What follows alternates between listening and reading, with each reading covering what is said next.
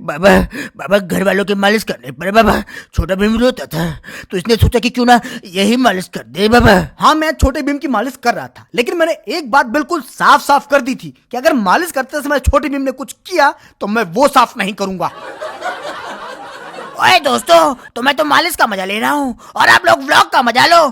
चलो शुरू करते हैं आज का ये नया व्लॉग। तो सुबह सुबह का मौसम था, तारीख थी 28 नवंबर और अभी अभी एक दो दिन पहले हमारे शहर में एक नए स्टेडियम का उद्घाटन हुआ था। तो हमने सोचा जाते हैं और स्टेडियम को देख कर आते हैं। हम वहां पहुंचे तो देखा कि स्टेडियम देख नहीं सकते, मतलब कि वो अभी आम जनता के लिए नहीं खुला था, लेकिन स्टेडियम के बगल में एक जादूगर भाई का शो चल रहा था जो खुला था। तो हमने सोच लिया कि ठीक है, शाम को आएंगे शो देखने के लिए। ए मामू, बोले तू अभी घर वापिस चल, अभी तेरे को मालिश करने का है तेरे छोकरे का। हाँ, तो मैं घर वापस पहुंच गया। घर पहुंचते मैंने देखा कि दूध का बर्तन खाली था और इसका मतलब था दूध वाला भी तक आया नहीं है। अरे भैया, तो दूध वाला तो घर में नहीं आया था, लेकिन प्रेमी घर में आ गया था। और ये रही इनकी प्रेमिका जो सोफे में बैठे बैठे नाश्ता कर रही है। और ये जो बिस्तर में लेटा है ना, ये प्रेमी प्रेमिका की चिट्ठी है। और ये जो चिट्ठी है ना, इतने ऊपर ऊपर अपने पांव उछाल रहा था कि ऐसा लग रहा था इसको चलना सीखना है कि सीधा कूदना। खैर, बाहर धूप निकल आई थी और जब बाहर अच्छी धूप निकल आती है तभी इन भाई साहब को बाहर निकालते हैं घर वाले मालिश करने के लिए। लेकिन रोज घर वाले मालिश करते हैं, आज मैंने सोचा, मैं सोच रहा हूँ कि आज मैं मालिश दे के देखता हूँ अपने छोटे को। जी, तो मेरी मम्मी ने छोटे भीम को अनबॉक्स करना शुरू किया। सबसे पहले उसका मफलर निकाला, लेकिन मम्मी मफलर निकाल पाते उससे पहले छोटे भीम ने अपने अंदर जो कुछ भी बचा कुचा रखा था वो निकाल दिया। अरे वो सब तो ठीक है, लेकिन स्लो मोशन में झरना देख के कैसा लगा आप लोगों को? झरना बहा दिया। अच्छा हुआ कि ढक्कन खुलते ही बहाया, ढक्कन के बंद होने में नहीं बहाया, नहीं तो कपड़ा गीला जाता फालतू में। दिमाग है बेटे तुम्हारे अंदर, है बहुत दिमाग है। दिमाग के साथ अंदर बहुत कुछ है पापा, जो बाहर आने को बेताब है। हमको पता है बेटा कि जो बेताब है वो पेशाब है, लेकिन अब मत करना, कर चुके हो। खैर, मम्मी ने छोटे भीम को पूरा अनबॉक्स किया और अब बारी थी तेल मालिश करने की। और ये इनकी दादी जिनके बालों पर इनकी पत्नी नेहा ने मेहंदी लगाती थी। खैर, इसके बाद नेहा ने यानी इनकी पत्नी ने इनसे पूछा कि आप ही करोगे ना मालिश? हाँ, मैं ही करूँगा। मैं इसको बोल रहा हूँ कि मैं मालिश बस करूँगा, तुम कुछ करोगे तो उसका कुछ ना करूँगा। जी भैया जी, तो अभी तक हमारी माता ड्राइवर की सीट पर बैठी हुई थी, वो पीछे हटी तो हम ड्राइवर की सीट पर जाकर बैठ गए। हमने अपने हाथों में ली कटोरी, कटोरी में था सरसों का तेल जिसमें 2-3 चीजें और मिली हुई थी। ओए, तो इसी के साथ शुरू हुई छोटे भीम की तेल मालिश। लेकिन जितने हल्के हाथों से बैट्समैन शॉट भी नहीं खेलता ना, उतने हल्के हाथों से मैं छोटे भीम की मालिश कर रहा था। तो पीछे खड़ी मेरी माता जी ने मुझसे कहा कि बेटा, पहले मैं तुझे बता देती हूँ कि मालिश कैसे करनी है, फिर तू मालिश करना। इसलिए अब जो हाथ छोटे भीम के पाँव में लग रहे हैं वो छोटे भीम की दादी के हाथ हैं। ओए ओए, ये तो मैं भी समझ गया हूँ, इसलिए तो मुझे दर्द हो रहा है। पापा, अरे कुछ तो बोलो दादी से। मम्मी, मेरा लड़का है, बर्तन नहीं है। तो मेरा दुश्मन नहीं है। वही बोल रहा हूँ, बर्तन नहीं है, ऐसे घिसे जा रही है पूरा। चल फिर से आगे। ऐसे घिस रही थी जैसे वो कुकर है। लेकिन मालिश तो वैसे ही की जाती है ना जैसे मम्मी कर रही थी, मेरे जैसे नहीं। तो मम्मी के घिसाई के बाद कुकर को सीटी तो मारनी ही थी। वैसे वो सीटी मेरी गलती से निकली थी, बताऊंगा नहीं कि गलती क्या थी। तो अब बारी थी छोटे भीम की पीठ और पिछले गद्दों की मालिश करने की। तो मम्मी वो कर रही थी और मम्मी ने नेहा से कहा कि जाओ अंदर से सूखे सूखे 7 मिर्चा उठा के लाओ। ओए मम्मी, किधर जा रही हो? सरसों के तेल से तो मालिश कर दी और मिर्चा से भी मालिश करोगे क्या?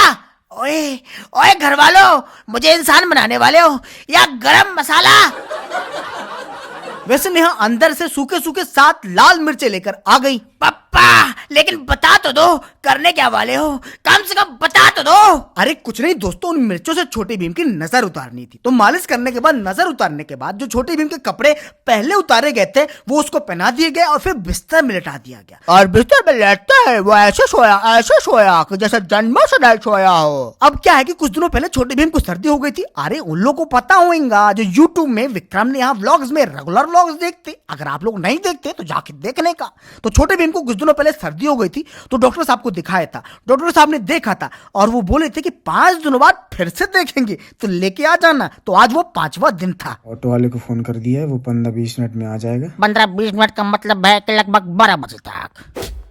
तो छोटे भीम को लेकर डॉक्टर साहब के पास हमेशा मैं और मम्मी जाते थे, लेकिन आज नेहा और मम्मी जा रहे थे। तो डॉक्टर साहब का पुराना पर्चा नेहा के पास था, वो उसने रख लिया। लेकिन दवाई कराने के लिए पैसों की भी जरूरत पड़ती है, तो मेरी नजर में तो वो भी नेहा के पास थे। लेकिन नेहा क्या बोल रही थी सुनिए। 50 रुपए। उसके पास तो कम से कम 50 रुपए थे, मेरे पास तो 50 रुपए भी नहीं थे पर्स में। तो मैं घर के पास एक एटीएम है, वहां गया पैसे निकालने के लिए। और एटीएम से जब इसने पैसे निकाले तो इतने खुले तो दुकानदार भी नहीं देते जितने खुले एसबीआई के एटीएम ने दिए। खैर, तो एटीएम ने मुझे पैसे दिए और मैंने घर जाकर दूसरे एटीएम को दे दिए, मतलब कि बीवी को। तो नेहा को पैसे देने के बाद अब इंतजार था ऑटो वाले के आने का, जो 15-20 मिनट में आने वाले थे। वैसे भाई आप लोग देख सकते हैं कि इसके पीछे इसकी मम्मी तैयार होकर खड़ी है और उनकी गोदी में इसका छोटा भीम भी है। हाँ भैया जी, तो जिस ऑटो वाले का इंतजार था ना, वो आया, सामने से निकला, आगे गया, मुड़ के वापस आया और घर के सामने खड़ा हो गया। फिर हमारे घर वाले बाहर निकले और सब सामने खड़े ऑटो में बैठ गए। तो लगभग जो संभावना है कि 1 घंटे में वापस आ जाएंगी। हाँ, वो क्योंकि डॉक्टर साहब के यहाँ ज्यादा टाइम नहीं लगता, लेकिन मुझे ये उम्मीद नहीं थी कि 20 मिनट में ही वापस आ जाएंगे। हाँ? समझ में नहीं आ रहा, इतनी जल्दी घर वापस आ गए। जोमेटो वाला छोड़ के गया क्या? इतनी जल्दी तो वही आता है। भैया, तो मैंने दरवाजा खोला तो मम्मी ने बोला डॉक्टर नहीं मिला है। मम्मी ने बताया कि डॉक्टर साहब आज मिले नहीं है, कल आएंगे, कल मिलेंगे, यानी कि कल भी जाना पड़ेगा। ये सब सोच के मैंने बोला कि क्या हो रहा है ये। नहीं मिला। तो अब जबकि डॉक्टर साहब नहीं मिले तो दोपहर को हम लोगों ने खाना खाया, आराम किया। अब शाम हुई, शाम होते आप लोग देख सकते हैं कि छोटे भीम और छोटे भीम की दादी के बीच में बॉक्सिंग मैच चल रहा है। वो बात अलग है कि दादी हाथ से और छोटे भीम लात से खेल रहा है। तो अब मैं जा रहा हूँ जादूगर का खेल देखने, जो सागर में आया हुआ है ना भाई साहब का प्रिंस जादूगर। तो मैं जादू देखने के लिए जा ही रहा था कि मेरे जाने से पहले ही छोटे भीम और उसकी दादी के बीच चल रहा बॉक्सिंग मैच खत्म हो गया और दोनों जन आराम से बिस्तर के ऊपर बैठे थे। और छोटा भीम किसकी तरफ देख रहा था? अपनी अन्नदाता की तरफ, यानी कि अपनी माँ की तरफ। पर्स ढूंढ रहा हूँ मैं, क्योंकि जादूगर बिना पैसे के जादू तो दिखाएंगे नहीं।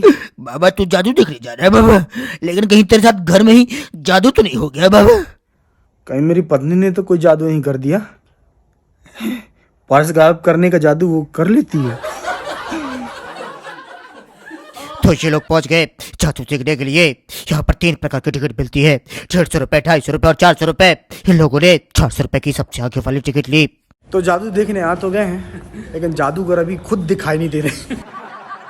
और ये जादूगर प्रिंस भाई की टिकट है। टिकट में जो उनकी फोटो लगी है, वो फोटो देखकर कई लोगों को ये आओ माइकल जैक्सन भी लग सकते हैं। अब क्या है कि शो शुरू होने में अभी कुछ समय था, तो जितने भी लोग जादू देखने के लिए आए थे वो यहाँ वहां इंतजार कर रहे थे। हम लोगों ने सोचा कि हम अपनी गाड़ी के पास इंतजार करते हैं। अपन अपनी गाड़ी के पास खड़े होते, नहीं तो पता चले कोई अपनी गाड़ी भी गायब कर दे। अरे बहुत अच्छा फैसला किया तूने। कुछ जादूगर इस तरह भी होते हैं ना, बिना चाबी के गाड़ी गायब कर देते हैं। क्या इसके बाद हमारे कदम मांगे बढ़े, क्योंकि टाइम हो रहा था ना शो का। तो ये जो दरवाजे पर टिकट चेक कर रहे हैं ना, ये भाई हमारे वीडियो देखते हैं, इनसे मिलकर बहुत प्रसन्नता हुई। खैर, तो टिकट चेक कराकर हम लोग आगे बढ़े, अंदर पहुंचे और अपनी अपनी कुर्सियों पर विराजित हो गए। अरे लेकिन ये बताओ कि तुमको भी कोई जादू आता है क्या? बिल्कुल आता है। अभी देखिए, हमारे हाथ में पॉपकॉर्न का एक दोना है। तो जैसे हमने कैमरा अपने चेहरे की तरफ घुमाया और दूसरी बार फिर से पॉपकॉर्न की तरफ घुमाया, देखिए पॉपकॉर्न कितने हो गए, कितने हो गए। क्या कहते हैं इसको? जादू ना। अपनी अपनी कुर्सियों में बैठने के बाद हमने अपने अपने पॉपकॉर्न खाना शुरू किया और फिर शुरू हुआ छोटा सा लाइटिंग शो। कभी ये लाइट जल रही थी तो कभी वो लाइट जल रही थी। हमको तो लाइटिंग शो देखने में भी बहुत मजा आ रहा था। खैर, ये लाइटिंग शो देखने के बाद आखिर हमको देखने का मौका मिला उनको जिनका नाम था जादूगर प्रिंस। खैर, तो जादूगर ने आते अपने कई तरह के जादू दिखाने शुरू किए। उसमें से एक खतरनाक जादू ये था कि एक लड़की को एक भाले के ऊपर लेटा दिया। भाई साहब, हमको कोई बिना चादर के बिस्तर पर लेटाए तो हम न लेटे, लड़की को भाले के ऊपर लेटा दिया। और फिर क्या हुआ पता है? वो भाला उस लड़की के पेट से निकल के बाहर निकल आया। भाई साहब, अरे चिंता मत करिए, ये देख के इसके थोड़ी देर बाद ये खुद वहाँ से बाहर निकल आया और बाहर निकलते इसने एक और जादू देखा। अंदर शो देखने गए, लेकिन ये बाहर ही भूल गए। अब बाहर आए तो पता चला कि हेलमेट बाहर भूल गए थे और उसमें कैमरा भी लगा है। अब ये सुरक्षित है, कोई लेके नहीं गया है। ये भी एक जादू है।